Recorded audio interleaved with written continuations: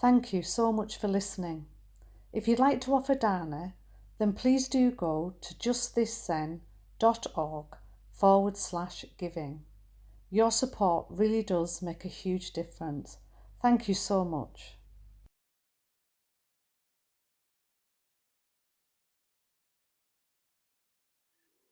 Welcome everyone, thank you for being here today. I think perhaps because we were together last week, I had a very felt sense of you as a community as I prepared to meet you today in maybe a way that's deepening from previous times we've been together. So it's very wonderful to be with you this evening. And I hope, however long your day has been so far, there have been opportunities for some wonder and for seeing into the mystery which we explored last week. This afternoon, I went to feed my son Benedict's cats. And in the kitchen, he'd left this note. If you have a moment, Wolfie and Francis do love to play with the rope and boxes in the living room and on the stairs. It helps them to find peace. And he's very funny, and I found that a kind of delightful moment in the day to play with his cats and to feel the resonance of his note. And something that allowed me to open to peace recently was a meeting between Monty Don and Shunmo Masuno. And Monty Don is a renowned broadcaster and gardener in the UK. And Shunmo Masuno is a Japanese monk and a garden designer, and a very well-known and accomplished garden designer. He has been called Japan's leading garden designer.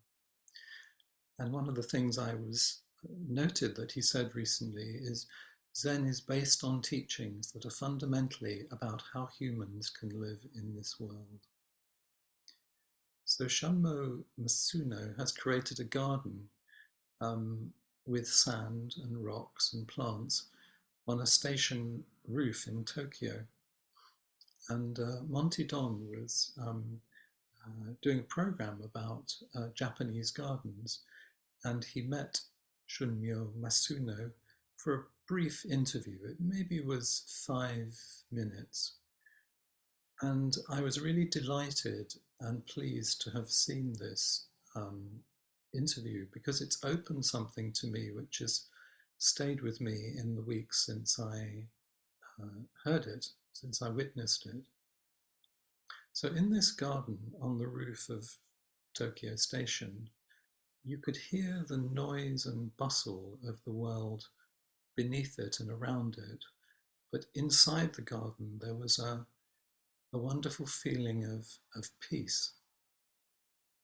And Monty Don asked Shunmo Masuno why he created it. And he said, well, people live very busy and frantic lives, and we need to create places where they can find tranquility and recreation and restoration.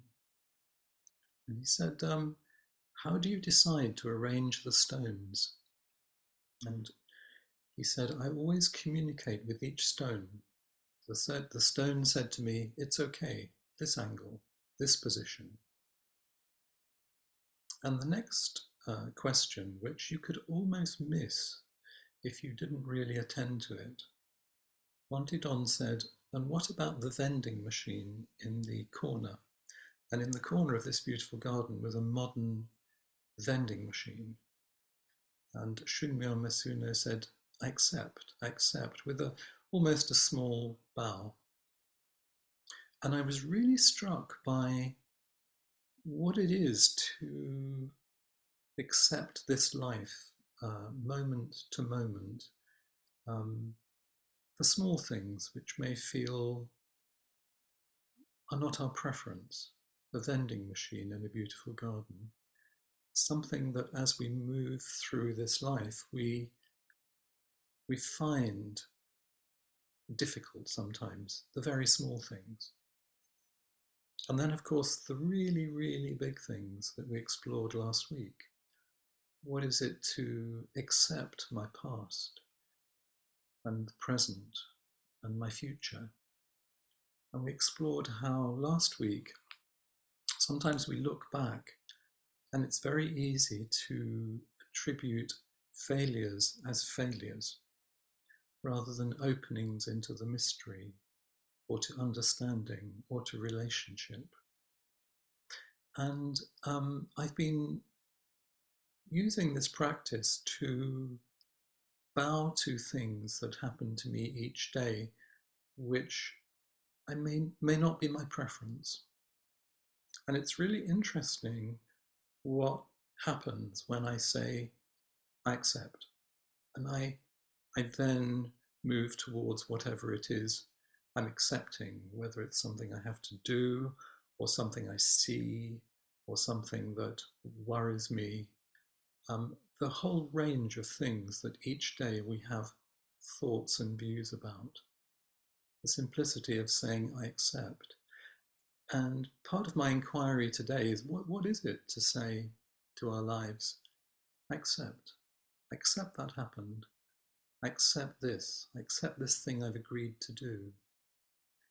It's a kind of embodiment in some ways of the practice we do in the Zendo. Take it out into the world and see what happens as an experiment.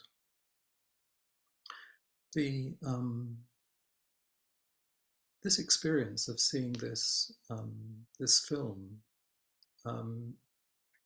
also impressed me, that how much I'm drawn to presences. I'm very drawn to Shunmu Masuno's presence. So there was something about that 5-minute interview with him on the roof of a building where I would love to go and just be there and practice with this person. There's a drawing towards of some kind of energy that is being so beautifully embodied.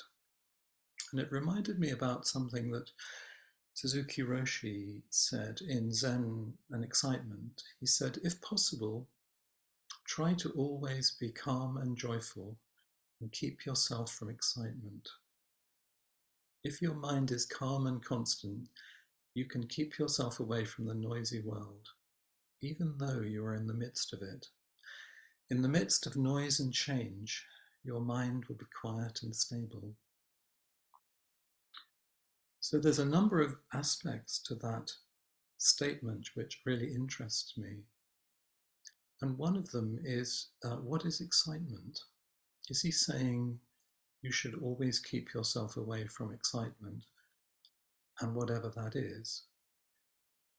And in what ways is it possible to be always calm and joyful and keep yourself from excitement? So I've been carrying this statement around today. And I think it's really tempting to kind of grasp things when we see this and we go, oh right, okay, I should be this. I should be calm and joyful and keep myself from excitement.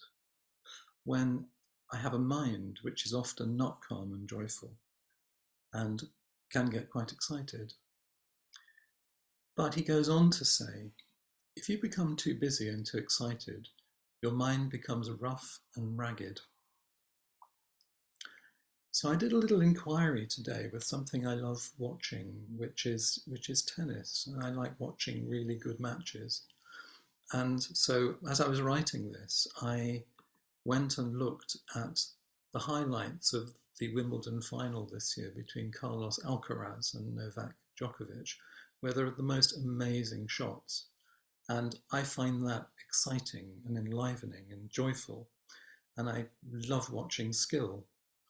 So I was kind of thinking, okay, is this the kind of excitement that I shouldn't be feeling? And I thought, no, this is, there is a life in this. There is enjoyment and fullness in this experience. Um, so that was my first inquiry. The things that excite me, in what way are they really helpful, and in what way are they um, not helpful? When I thought about this statement, and quite a lot of the teachings, is they need breathing space around them, to give them some space, um, and to allow them to be met rather than kind of grasping them. And I thought, well, I'll take these teachings for a walk today. So I took the statement about being calm and joyful and not kind of allowing yourself to be overexcited into the town where I live. And I went into a cafe and I noticed how it was going and I noticed how people were. And I went into a very busy supermarket. It's half term here, and there were some very stressed looking parents and some quite agitated looking children in queues. And I watched for a while, saying these words through me and just noticing what opens up when I take a teaching for a walk. I was struck that Suzuki Roshi also says, building character is like making bread. Moderate temperature is needed. You know exactly what you need, but if you get too excited, you will forget how much temperature is good for you and you will lose your own way. So there's something about what he's saying is we all know what we need. We think we know what we need, and moderate temperature is needed. And if I think about our experience in the Zendo, there's a kind of moderate temperature in that we have a certain flow, a certain rituals. We know exactly what we need, but if we get too excited, we will forget how much temperature is good for us and we will lose our own way. Another thing that's really interests me is Suzuki Roshi talks about um, the noisy world. And of course, there are many places in our world that are noisy, which are full of bustle. But I was very curious about the British philosopher Alain de Botton, who went to um, Barbados on a holiday. And he was full of difficult thoughts. He was in paradise. He was in a not so noisy world. And yet he was really curious that he and his wife had seen the brochures. They'd envisioned how the holiday was going to go. And actually, it really wasn't as he'd hoped. So he was curious about what draws us to travel. And he wrote a book called The Art of Travel, where he explored all of the many people who have written about travel and the motivations for travel, to explore the kind of yearning for paradise that isn't paradise. And so it impressed upon me that when I go into town with these words, I don't necessarily take myself, I take my mind. I take my mind for a walk into town to notice what happens in different situations and to try to sense what Suzuki Roshi is pointing at. He's leaving us clues, and the rest is kind of up to us to explore and to inquire into. He leaves an inquiry each time he offers a teaching. There's a poem I saw many years ago, and as I was walking home from this experiment in town, I I remembered it. It's called I Took My Mind a Walk. It's by a Scottish poet called Norman MacCaig. He said, I took my mind a walk, or my mind took me a walk, whichever was the truth of it. The light glittered on the water, or the water glittered in the light.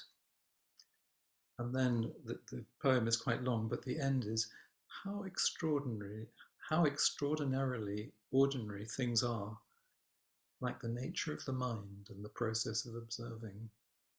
How extraordinarily ordinary things are, like the nature of the mind and the process of observing. And I'm also really curious what I do with a Dharma talk when I'm listening to one, when I'm reading one, and what you do. What do you do? How is your mind observing what happens? And in what way is there a process that you go through when you think of, for example, the words of Suzuki Roshi? So I'm really fascinated by actually, do we actually turn towards what we're doing when we see a talk or read a talk? What do you do? I'm really curious. So if any of these themes around what is excitement, what is it to be calm and joyful, what is it to open to wonder, what is it to be in this noisy and busy world and actually to find a place of peace, as my son Ben said with regard to the cats. And how do you relate to teachings? What do you do? What do you take home from it? So thank you very much. And if you're curious to explore this with me, I would love that. Thank you. Hi, Nelda. Hello, Josh. So thank you for this talk. It has all elements of me moving, things moving in my body and in my mind and in my emotions. I'm definitely going to get that book about travel because I love to travel. I'll be gone from Austin 5 months this year traveling, and it's out of curiosity. I am just so excited to see what I find when I get there. No expectation. I know Antarctica will be cold, but other than that, I don't know. Um, so I'll start by saying that I understand that words are slippery. And so we use certain words and we get images of what they mean. And when you were talking about an excited mind, what that took me to was, well, doesn't awe create excitement? And is that a bad thing? Because there's so many places I go here in Austin, some mundane, some not so much. And I feel such a sense of awe. And um, I delight in the awe. And as you, when you asked yourself, is this a bad thing? I don't think that awe is. I think there are certain things that can be pitfalls. Like sometimes we get into industriousness without really being in the moment of the activity. But I don't see that great energetic activity is the same as industriousness. So I'm trying to sort through what is most slippery, which is words. Yeah, that's really resonates with me, and I kind of know what Suzuki Roshi is getting at, I think, but I can't really put it into words. And as somebody who does get excited about things, and has that kind of energy sometimes and I think of his energy. His energy was playful. Um, so he comes from a place of joy and playfulness and many other things. But it's a really interesting statement, isn't it? kind of explore. You know, the other day we were setting up a Sangha day here, and we we started to get a little bit maybe too excited about moving the chairs. You know, we were pushing them across the floor and kind of excited about the event to come, and it was kind of unproductive and not respectful to the chairs. So there was something about maybe we were a little bit ragged or something in our anticipation. So it's a great question. Let's keep exploring it. Thank you for the beginning of another exploration. Thank you. Thank you, Nilda.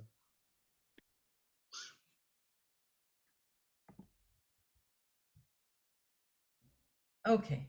Hi, Josh. Hello. Hi. Hi.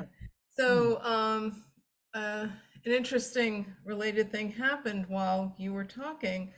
I got a call from the doorman, and I thought, well, but I had a package that was being picked up, and it's kind of important. It's a package of all my psychology books that I'm giving away based Wow. on my retirement, and so that was important. And the UPS man was there, and they couldn't find the box. Ah. And I got excited, in a Mm. not like watching the wonderful tennis matches. And I came back, and we agreed that the UPS guy has to go, and maybe box was down there yesterday. Maybe the yesterday doorman gave it to them yesterday. But I Mm. came back to the talk, and it took a while for me to let go. Yeah. And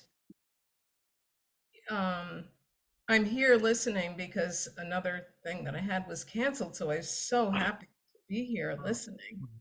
And so there was the interruption, but this was my choice. And I could have left for longer and gone downstairs and looked, but my choice was to come back and try to find a non-energized place, an even place. And I think I got here. So it was my vending machine in the beautiful garden.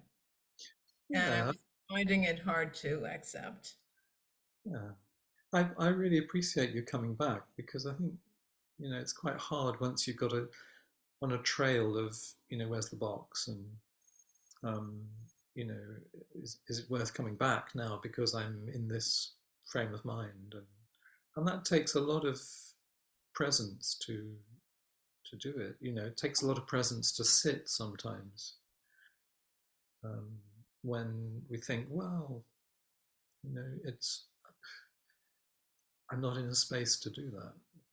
But to come back, I really appreciate that, and what you're offering the group by coming back and appearing. How's it feeling now? Much better, Yeah. especially sharing it. Yeah. Yeah. And not because the main thing was what I wanted was not happening. What I envisioned, you know, my requirement for getting this box together, getting the label on there, organizing the pickup was not happening as far as I knew, and releasing myself from that. There's always an option, and being here today versus listening to the recording later is special, and was my choice. I think, I don't know what you feel. I think sometimes to share something, it's like I'm feeling like this. This is where I've been. And sometimes just something happens by telling another person. Breathing Absolutely. changes, heart changes. I mean, I kind of feel a kind of settling from what you're saying, actually. It's kind of, it's nice to hear that, and to know, you know, that to be inspired by that practice to come back. Yeah.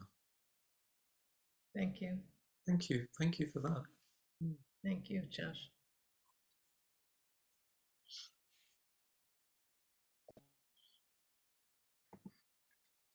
Hi, Josh. Good evening. I guess I was going to say good morning, but not how the globe works. Good, thank you. Thank you so much for a very wonderful Dharma talk here. And as these things always seem to work out, very timely, very cogent. And there were so many different things that you said, like taking something for a walk. How do you respond to something? How do you hold something?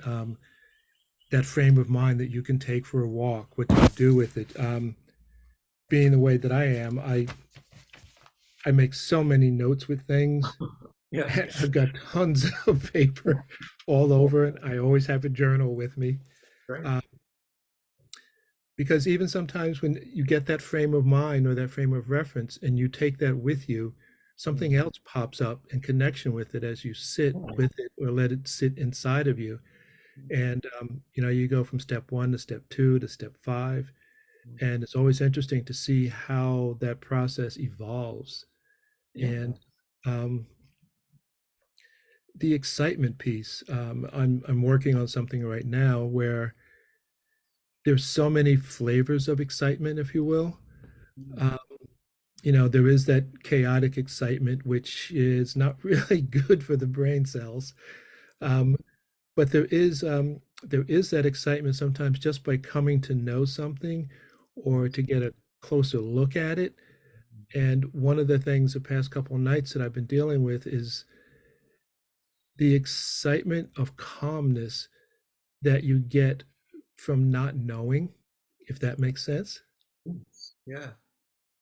I've been looking at stars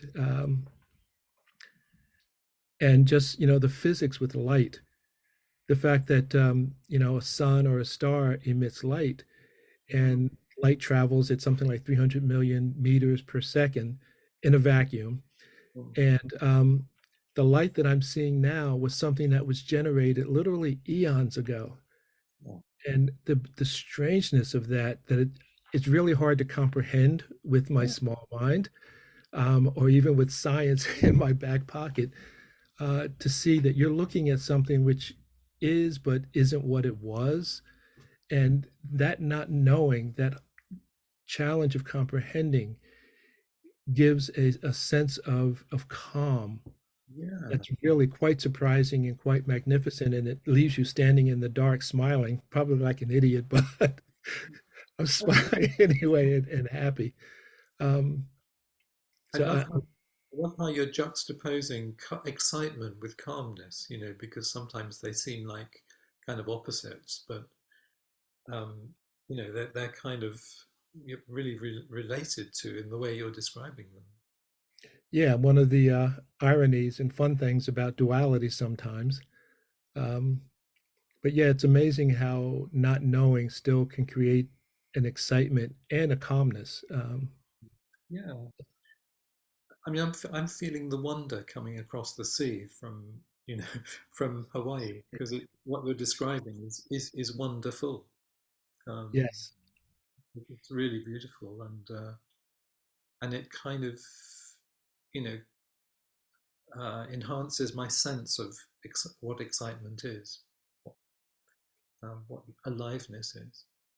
Oh, there you go. There's a word. It's aliveness. Yes. Yeah. And, Yeah. yeah, and it's imbued with energy, which has a particular nature of excitement about it. Mm. Well, for years I've kind of worked with in activity there should be calmness, and in calmness there should be activity, which is one of Suzuki Roshi's teachings. And what is that? What is that calmness in activity? What is the activity in calmness? And that's part of what makes the practice rich. Yeah, yeah, and a constant inquiry. Yeah. Yeah, Yep. It's constant. So again, just thank you. Really, really enjoy this as always. great to see you again. Thank you. Hi, Josh. Hey, Nice to meet you. you too. I loved this conversation, the conversation that just happened, this conversation in general. I think it really highlights this feeling of curiosity being alive, and you were, I think, speaking in the tennis portion of your talk, about that turn and how that's important. And I think as you were speaking, I was thinking about my son, who is a year and a half old, and is very excited about many, many, many, many things. And sometimes, it is my job to help him to find the calm. And sometimes it's my job to calm myself and just be with him. So the two sort of examples from my time with him yesterday that came up for me were, he really likes food and he really wants it when he wants it, and he will literally scream. And I find myself over and over and over sort of just speaking to him about, what can you do? You can take a deep breath, because I have experience of meals being a calm and enjoyable time, but he does not, he isn't able to put together the steps of the food needs to cook in order to enjoy it, and he doesn't have that kind of forethought. And so that's part of my job, to teach him about that process, right? And then I feel the almost the opposite circumstance of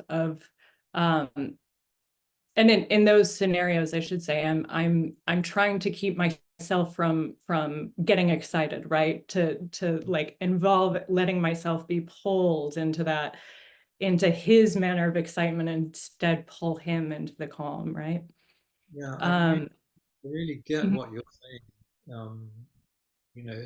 It's the mystery, isn't it, of parenthood, what you're kind of describing, I think, and relational parenthood.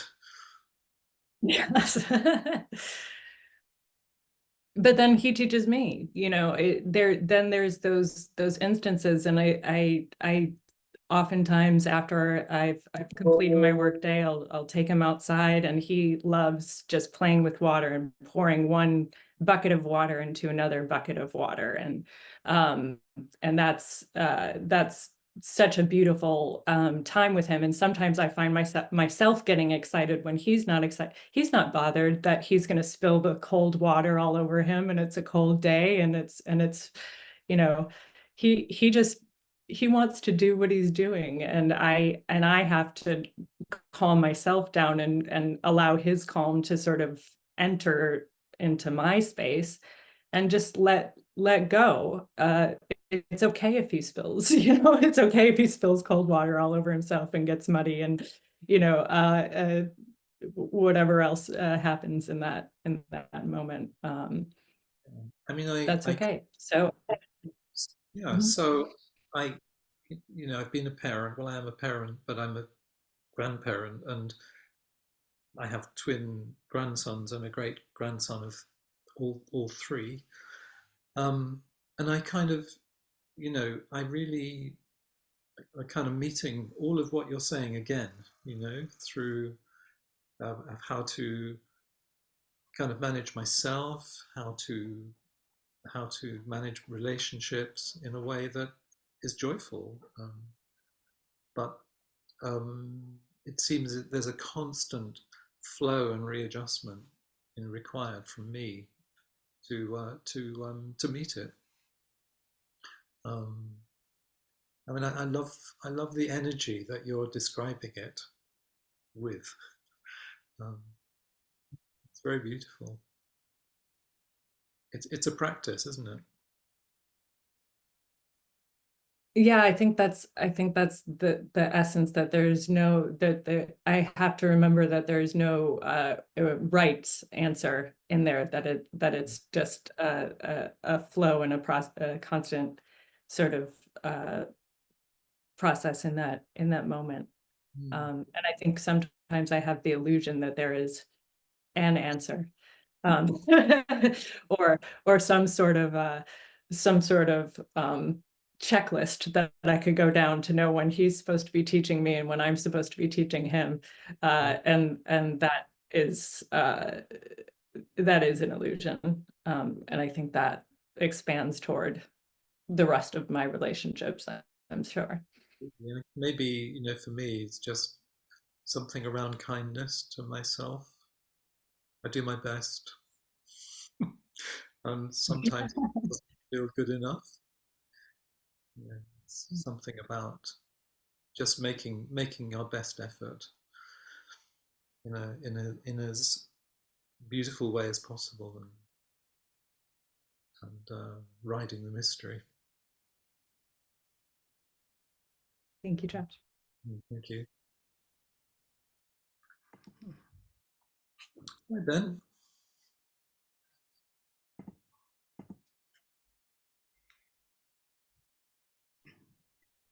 Hi, Josh. Hi, Ben. Good to see you. Good to see you.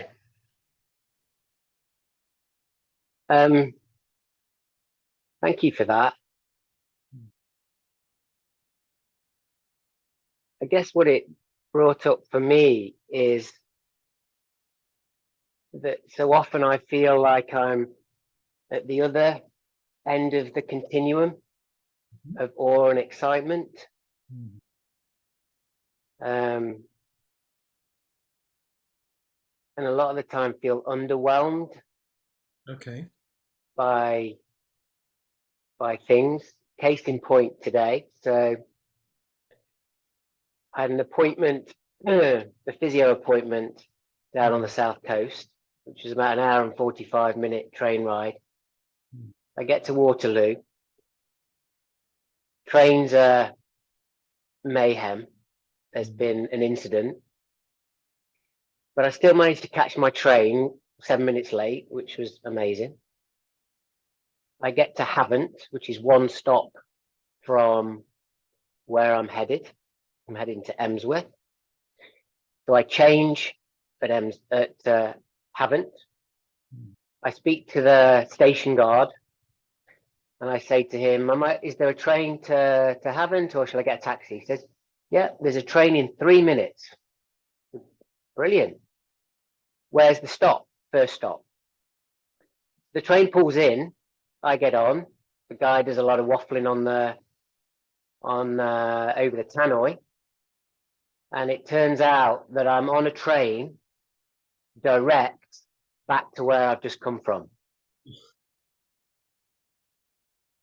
Non-stop because of all the disruptions. So all the stops have been cancelled until it gets to London Waterloo. Oh. So I missed my appointment. I've gone back to square one, and that feels like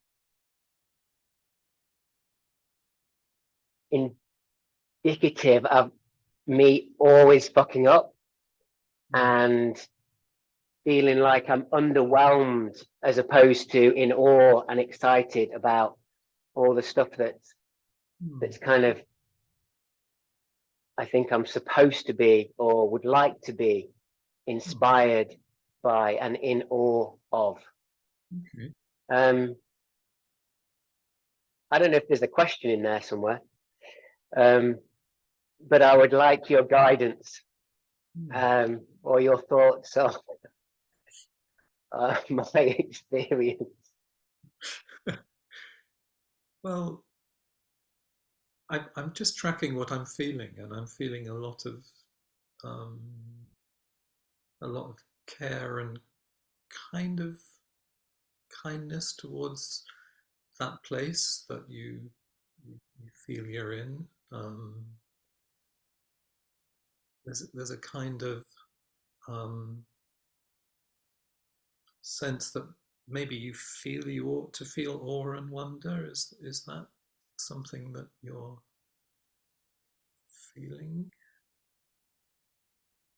Yes, I think I would like to feel more of that rather than being always drawn down into mind and into my preferences and into the self-centered dream of, well, this is not how I want my life to be.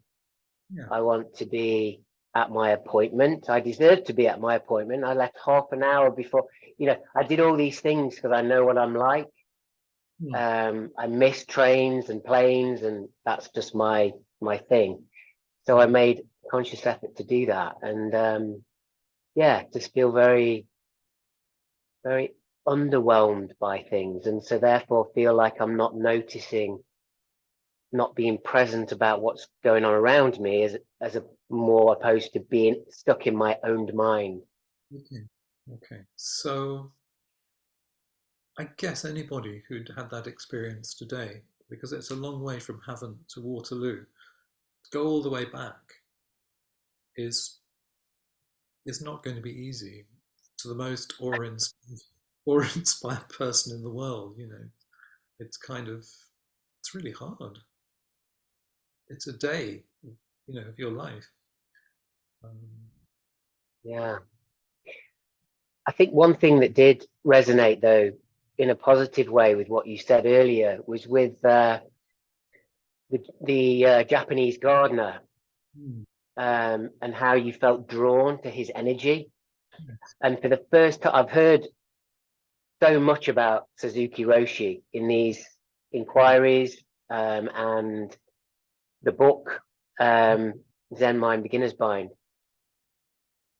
And it's the first time Flint sent a video round of Suzuki Roshi being videoed. It's only a 3-minute clip, but it's extraordinary. His energy is absolutely extraordinary. There is something that draws you in, which is very, very powerful. So that bit really resonates with me. So as you say that, I can feel some Yeah.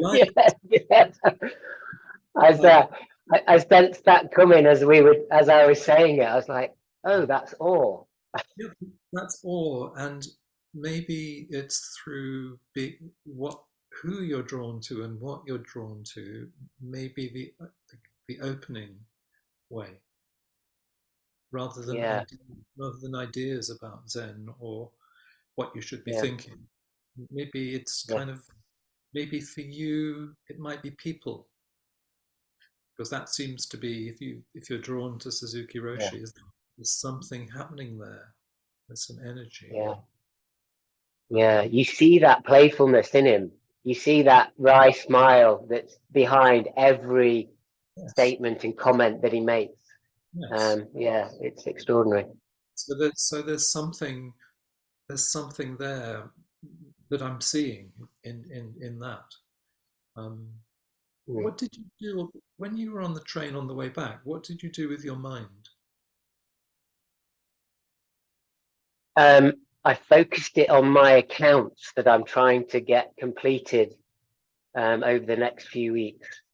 So I spoke to the guard on the train.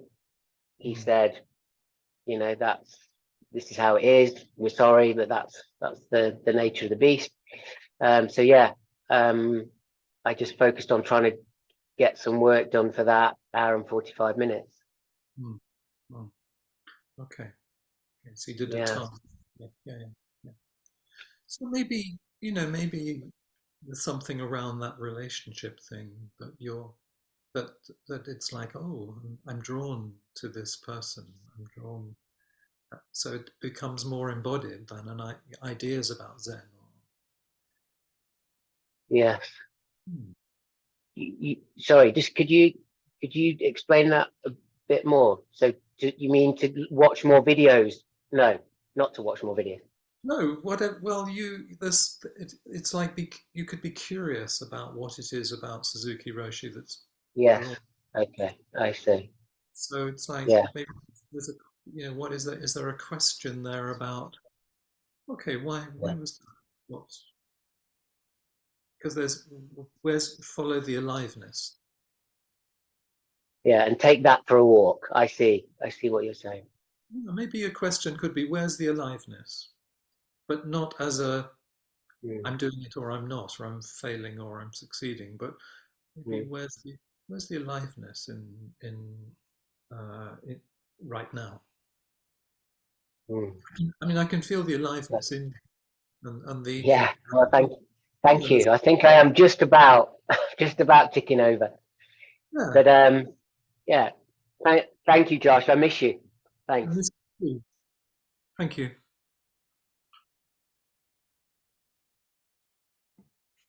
Hi, Joel. Hi, Josh. Well, thank you for this extraordinary teaching. I've never heard of Norman MacCaig before today, and I love that. I looked up the poem while you were speaking of him, and it's a wonderful poem that I want to really learn more. I love the example that you gave of being respectful of the chairs and getting set up for a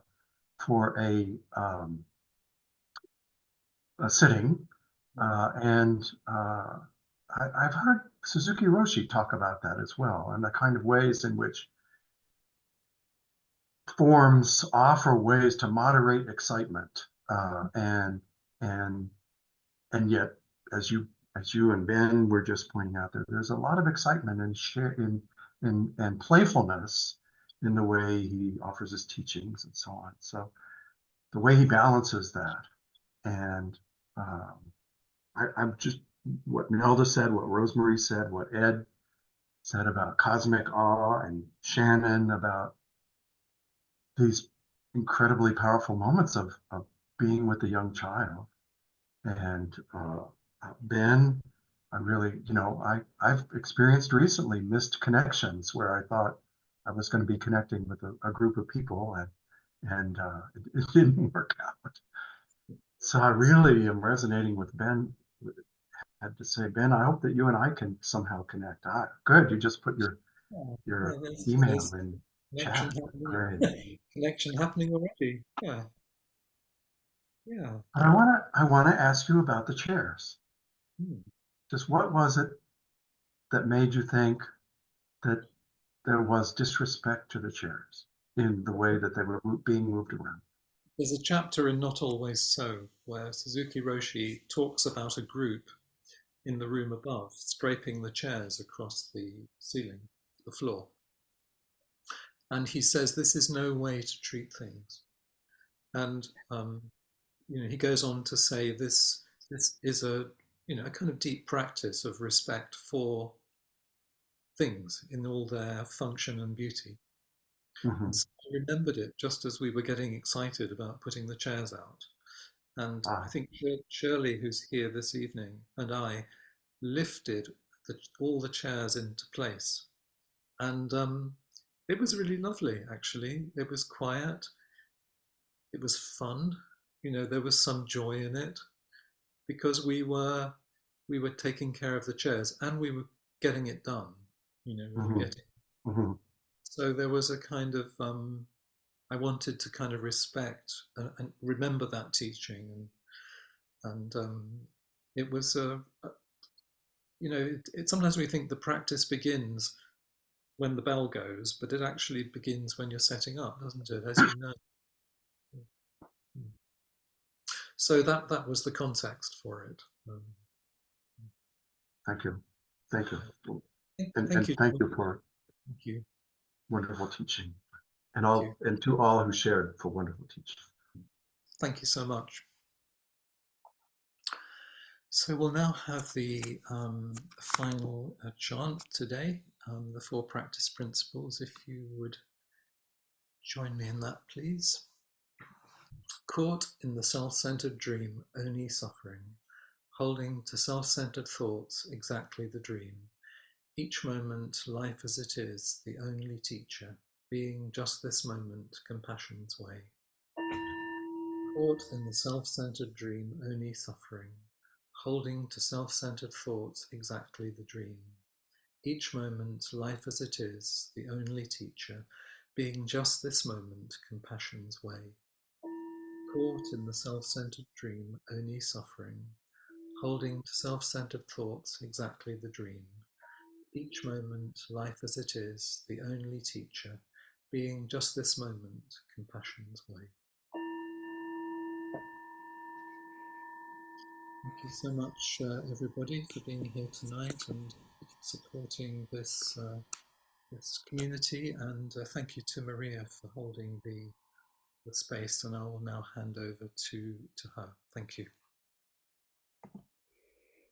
Thank you so much, Josh, for 2 weeks in a row. What a wonderful pleasure for us all and delight for us all to have you. And maybe a bit calmer this week for you, maybe, than last week.